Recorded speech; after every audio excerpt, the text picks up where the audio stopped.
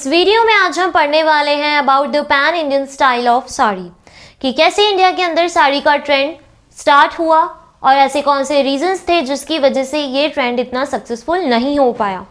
तो सबसे पहले, जैसा कि हम सभी जानते हैं, इंडिया के अंदर एक्सपेरिमेंट चल रहे थे regarding the formulation of national dress और one particular dress of the nation. हर कोई पर्सन अपने अपने लेवल पर ये एक्सपेरिमेंट कर रहा था, जिससे कि हम पूरी यूनिटी को, अपने नेशन की यूनिटी को डिफाइन करने के लिए एक पर्टिकुलर नेशनल ड्रेस को फॉर्मुलेट कर पाएँ।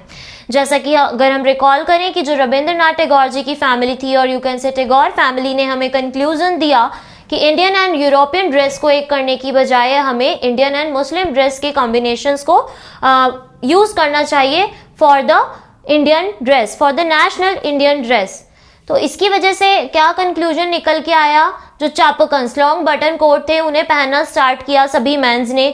और विमेंस की साड़ी की अगर हम बात करें तो सत्येंद्रनाथ टैगोर जी की जो वाइफ थी ज्ञानदा देवी, वो पारसी स्टाइल साड़ी उन्होंने सबसे पहले पहनना स्टार्ट किया। वो कैसे, शोल्डर के साथ अपनी साड़ी को टक करती थी with the help of broach. तो इस तरह से उन्होंने पारसी स्टाइल साड़ी को प्रिवेल करना स्टार्ट किया। और उनकी स्टाइल को सबसे पहले किस कैटेगरी के वुमेन्स ने फॉलो किया? जो ब्राह्मो समाज की विमेंस थी उन्होंने इस साड़ी को फॉलो किया, और ये साड़ी को हम ब्रह्मिका साड़ी के नेम से जानने लगे। तो सबसे पहले हमें पता है कि जो एक्सपेरिमेंट चल रहे थे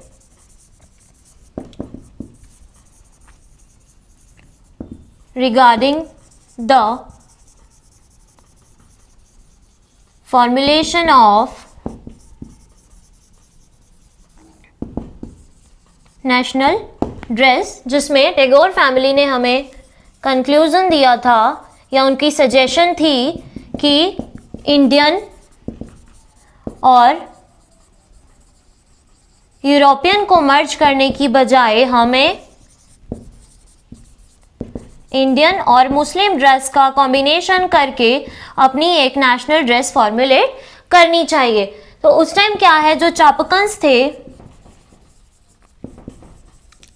लॉन्ग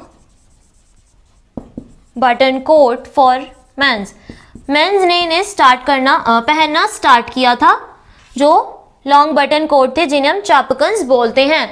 उसके अलावा अगर हम विमेंस की साड़ी की बात करें,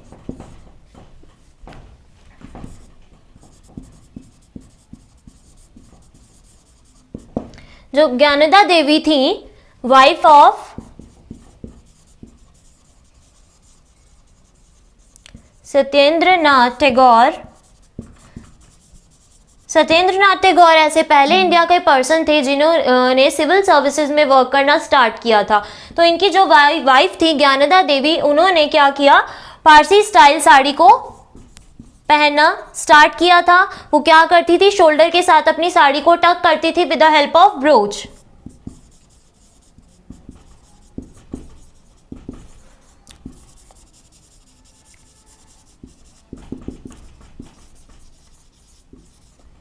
तो सबसे पहले उनके इस पारसी स्टाइल साड़ी को किस कैटेगरी के वुमेन्स ने फॉलो किया था? ब्राह्मो समाज। ब्राह्मो समाज की वुमेन्स ने अभी ने पहनना स्टार्ट किया। तो ये साड़ी का नेम जो था वो पारसी साड़ी से बदलकर ब्रह्मिका साड़ी हो गया।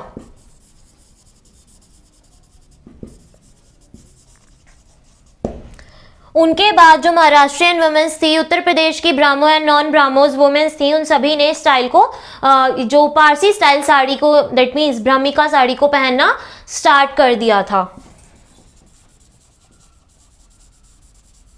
Maharashtrian plus Uttar Pradesh Brahmo and non Brahmo community women's.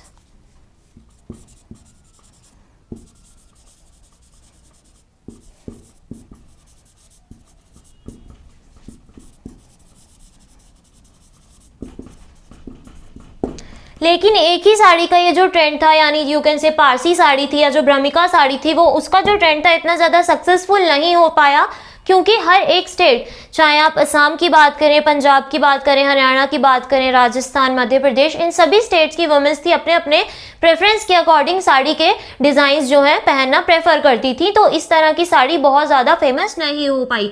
इसकी वजह से कोई एक पर्टिकुलर ड्रेस फिर से डिसाइड नहीं हो पाई थी ड्यू टू दिस रीजंस।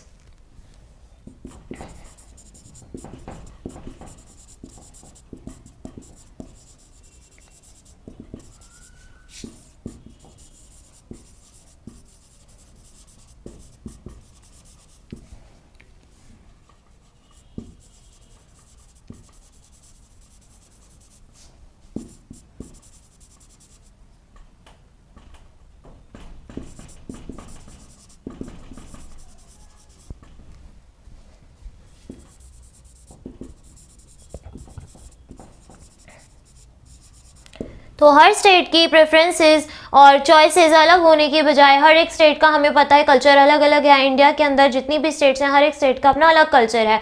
तो कल्चर के अकॉर्डिंग अब हर एक स्टेट के जो डिज़ाइंस थे, साड़ीज थी, ड्रेस पैटर्न्स थे, वो अलग थे। इस तरह से पूरे नेशन में ये पारसी स्टाइल साड़ी इतनी ज़्यादा फेमस नहीं हो पाई।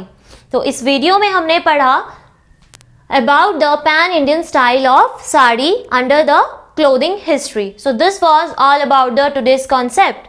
But don't forget to register yourself at our portal abhyasonline.in.